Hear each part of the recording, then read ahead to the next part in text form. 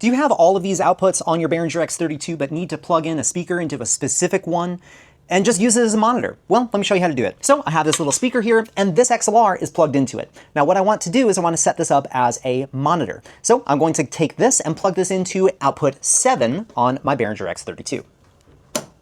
And then we can go do some routing on the Behringer X32. Now I want this monitor bus, which is my bus 1, to actually go to this little speaker that I have. So press routing on your X32 and tab over to XLR by using the page select.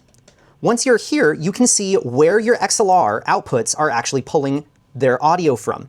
By default, it's going to come from output 1 through 16. If you have a smaller version of the X32, you will see output 1 through 4 and 5 through 8, but we want to make sure that this XLR tab is set for output 1 through 16, meaning that the XLR outputs on the back of this board are pulling from the normal outputs. Once we've double checked and confirmed this, I want you to go and page select all the way over until we get to our patch out. Now at this point, we need to go find our output 7, where we just plugged in that monitor to, and then we need to change our category as well as our output signal and our tap for this output. In which case I want to go and select mix bus, and then I'm going to select mix bus 1.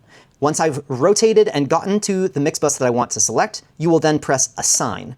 And then the very last thing is we want this tap point to be post fader.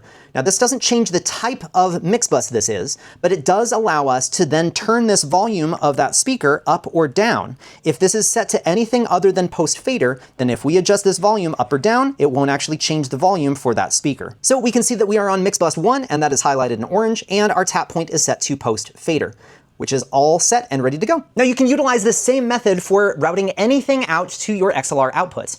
And you can also do the same type of thing for your aux outputs as well, in which case our aux outputs are one page over right here. Now, if you're utilizing a stage box, we just need to make sure that our outputs 1 through 16 are routed to your stage box correctly. And I still have routing highlighted here, and then I'm just going to page select all the way over until we get to our AES A, in which case I have a DL32 connected here.